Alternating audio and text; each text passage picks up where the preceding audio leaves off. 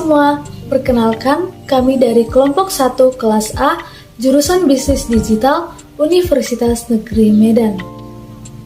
Pada video kali ini, kami akan menjelaskan sebuah materi tentang konsep dasar ilmu ekonomi makro.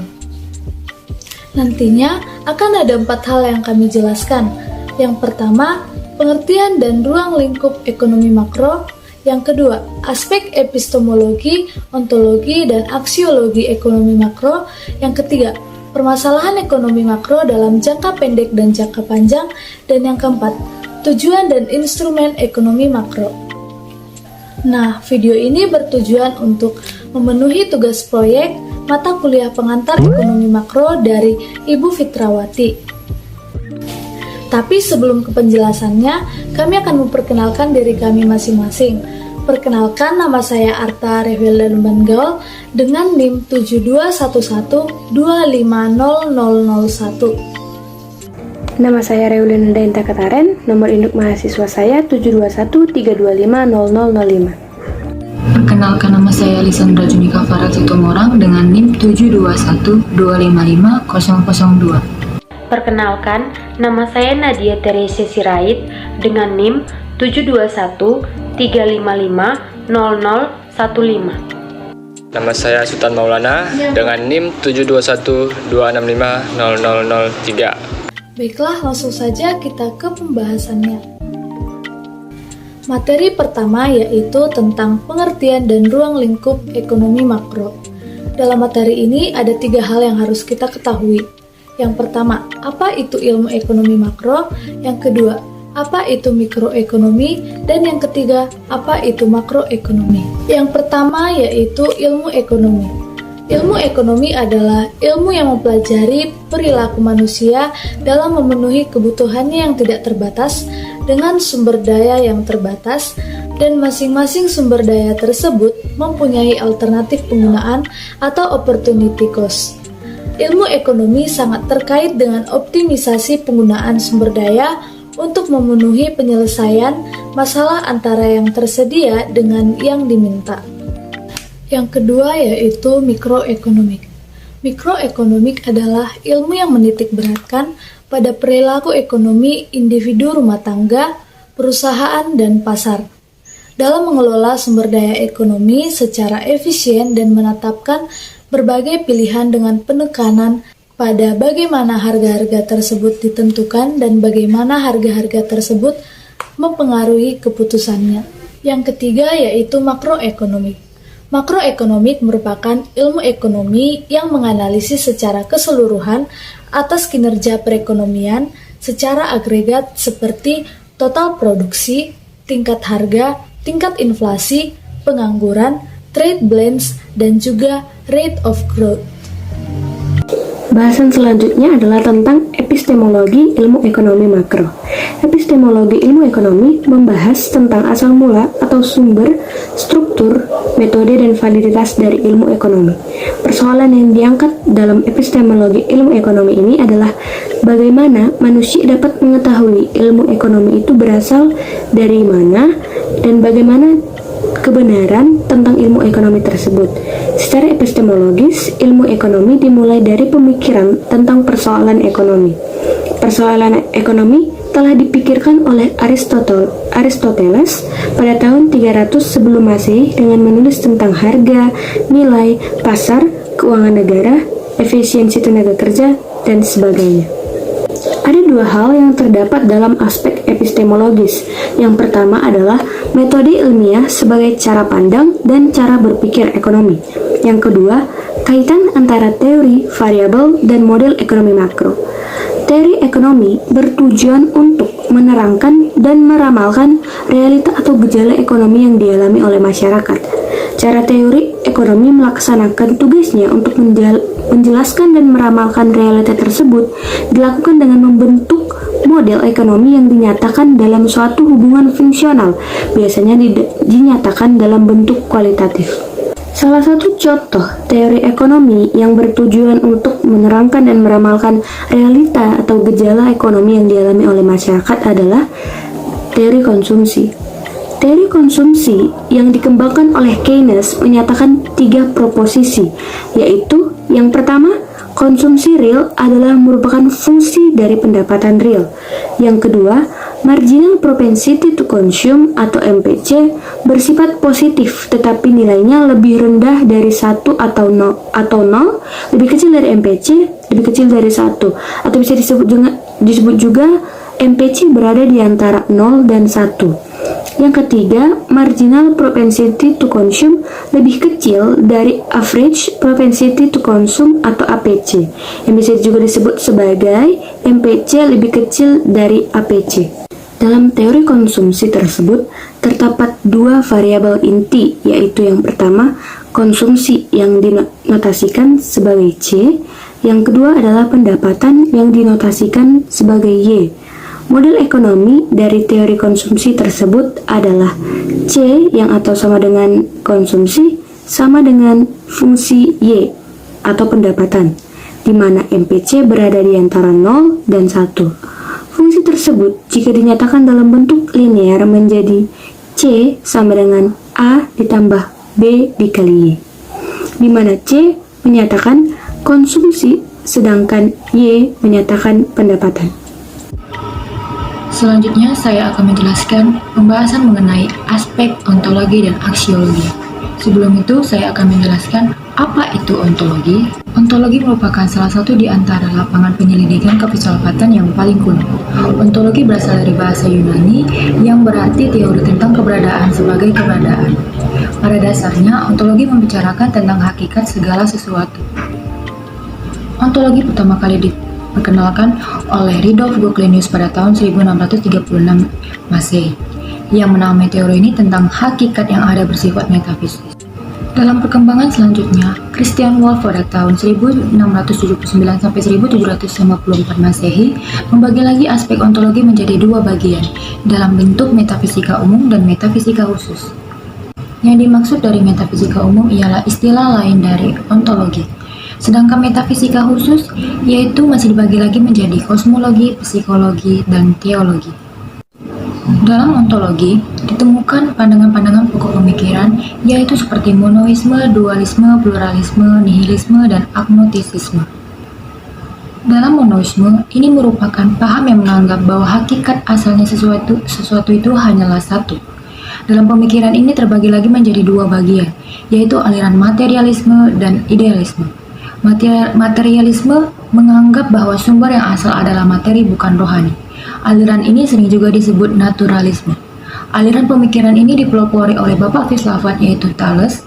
Ia berpendapat bahwa sumber asal adalah air, karena air adalah hal yang penting bagi kehidupan. Sedangkan dalam penjelasan idealisme, ini merupakan aliran yang menganggap bahwa di balik realitas fisik pasti ada sesuatu yang tidak tampak. Bagi aliran ini, sejatinya sesuatu justru terletak di balik yang fisik. Yang fisik bagi aliran ini dianggap hanya merupakan bayang-bayang sifatnya sementara dan selalu menipu. Dalam dualisme, pemahaman ini berpendapat bahwa terdiri dari 2 macam hakikat sebagai asal sumbernya, yaitu hakikat materi dan hakikat rohani, benda dan roh, jasad dan spirit. Yang ketiga yaitu pemahaman mengenai pluralisme. Pemahaman ini berpendapat bahwa segala macam bentuk merupakan kenyataan. Yang keempat yaitu pemahaman mengenai nihilisme. Ini merupakan pemahaman yang tidak mengakui validitas alternatif yang positif. Yang terakhir yaitu agnostisisme. Ini merupakan paham yang mengingkari terhadap kemampuan manusia dalam mengetahui segala bentuk hakikat benda. Jadi dari sini dapat disimpulkan bahwa ontologi yaitu meliputi hakikat, kebenaran, dan kenyataan yang sesuai dengan pengetahuan ilmiah. Adapun monoisme, dualisme, pluralisme, nihilisme, dan agnostisisme dengan berbagai nuansanya merupakan paham ontologi yang pada akhirnya menentukan pendapat dan keyakinan kita masing-masing tentang apa dan bagaimana yang ada itu. Dalam memperbincangkan aksiologi, tentu saja kita membahas dan membedah masalah nilai. Apa sebenarnya yang dimaksud dengan nilai tersebut?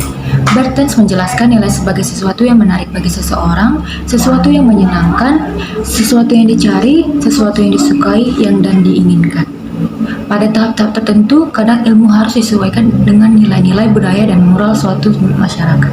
Pada tahap-tahap ini, tentu kadang ilmu harus disesuaikan dengan nilai-nilai budaya dan moral suatu masyarakat, sehingga nilai kegunaan ilmu tersebut dapat dirasakan oleh masyarakat dalam usahanya meningkatkan kesejahteraan bersama, bukan sebaliknya, malahan menimbulkan kebencanaan. Di sini saya akan menjelaskan tentang analisis positif dan analisis normatif. Mikroekonomi menangani masalah-masalah ekonomi yang bersifat positif dan normatif. Masalah positif menyangkut penjelasan dan ramalan, sedangkan masalah normatif menyangkut apa yang seharusnya berlaku atau terjadi. Yang pertama, saya akan menjelaskan analisis positif. Analisis positif adalah analisis yang menjelaskan hubungan sebab akibat. Misalkan, pemerintah Indonesia mengenakan kuota terhadap impor beras yang berasal dari luar negeri. Nah, bagaimana hal ini akan mempengaruhi hal pangan, produksi beras, dan penjualannya? Pertanyaan yang termasuk ke dalam analisis positif, misalnya, apa dampak pengenaan impor tersebut terhadap para konsumen Indonesia? Pertanyaan tersebut memiliki hubungan sebab akibat dengan pernyataan mengenai pemerintah Indonesia yang mengenakan kuota impor terhadap impor beras. Itulah yang dimaksud dengan analisis positif. Analisis positif sendiri merupakan inti dari ekonomi makro. Yang kedua, ada analisis normatif. Analisis normatif adalah analisis mengenai apa yang seharusnya dilakukan atau mengenai kebijakan yang baik atau yang biasa juga disebut dengan normatif. Karena dalam pengambilan keputusan baik oleh swasta maupun pemerintah. Selanjutnya saya akan membahas permasalahan pada ekonomi makro. Objek pembahasan ekonomi makro diantaranya yang pertama ada pertumbuhan ekonomi. Yang kedua, ada masalah ketidakstabilan kegiatan ekonomi. Yang ketiga, ada masalah pengangguran. Yang keempat, inflasi. Dan yang kelima, ada neraca pembayaran. Yang pertama, saya akan menjelaskan pertumbuhan ekonomi. Pertumbuhan ekonomi merupakan suatu kondisi perkembangan dalam kegiatan perekonomian yang menyebabkan kapasitas barang dan jasa diproduksi dalam masyarakat meningkat. Yang kedua, ada masalah ketidakstabilan kegiatan ekonomi. Masalah ketidakstabilan kegiatan ekonomi dalam sistem ekonomi bebas atau ekonomi pasar. Kegiatan ekonomi seringkali pasang surut. Kadang pertumbuhan ekonomi berjalan cepat, lambat, atau bahkan merosot. Yang ketiga, masalah pengangguran. Pengangguran merupakan kondisi ketika seseorang yang dikategorikan dalam golongan angkatan kerja belum mendapatkan pekerjaan. Yang keempat, inflasi. Inflasi adalah kondisi di mana harga naik secara umum dan terus-menerus. Terdapat 4 golongan inflasi yaitu ringan, sedang, berat, dan hiperinflasi. Yang kelima, ada masalah neraca pembayaran. Neraca pembayaran merupakan gambaran yang menunjukkan aliran pembayaran yang dilakukan dari negara-negara lain ke dalam negeri dan dari dalam negeri ke negara lain dalam satu tahun tertentu.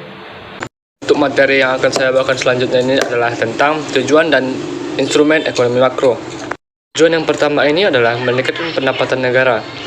Dengan adanya ekonomi makro, kita bisa mengetahui dengan jelas pendapatan nasional negara dan dapat diukur dengan jelas apakah perekonomian negara tersebut stabil atau tidak.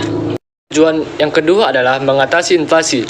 Inflasi ini sendiri merupakan proses meningkatnya harga-harga barang pada umumnya secara umum dan berkelanjutan.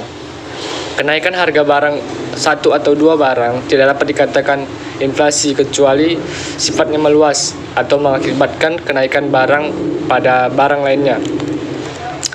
Disinilah ekonomi makro berpengaruh dalam meningkatkan harga barang yang beredar di pasaran. Dan tujuan yang ketiga adalah membuka lapangan pekerjaan. Tingkat pengangguran di dalam negara memberikan dampak yang kurang baik bagi kehidupan sosial dan beban ekonomi negara. Dengan keberadaan ekonomi makro, pemerintah dapat mengurangi pengangguran hingga tingkat full employment. Yang artinya, Pengaruh ekonomi makro mampu membuat pemerintah maupun swasta membuka lapangan pekerjaan yang baru. Tujuan yang keempat adalah menstabilkan keadaan perekonomian. Dapat dikatakan stabil adalah ketika ekonomi suatu negara yang bisa mencapai keseimbangan pada neraca pembayaran dan permintaan persediaan barang. Kestabilan ekonomi ini penting karena akan menjadi cerminan kondisi dan kemampuan ekonomi negara di mata pelaku ekonomi dari negara lainnya. Materi selanjutnya ini adalah tentang instrumen kebijakan ekonomi makro. Instrumen kebijakan ekonomi makro ini adalah suatu besaran ekonomi makro yang dapat dikontrol langsung oleh pembuat kebijakan ekonomi. Instrumen ini dapat dibagi menjadi dua himpunan bagian. Yang pertama adalah instrumen kebijakan moneter dan yang kedua instrumen kebijakan fiskal. Kebijakan moneter ini dilakukan oleh bank sentral suatu negara seperti Federal Reserve di Amerika Serikat atau kawasan supranasional seperti zona euro. Dan kebijakan fiskal dilakukan oleh cabang eksekutif dan legislatif pemerintah dan berurusan dengan pengelola anggaran suatu negara.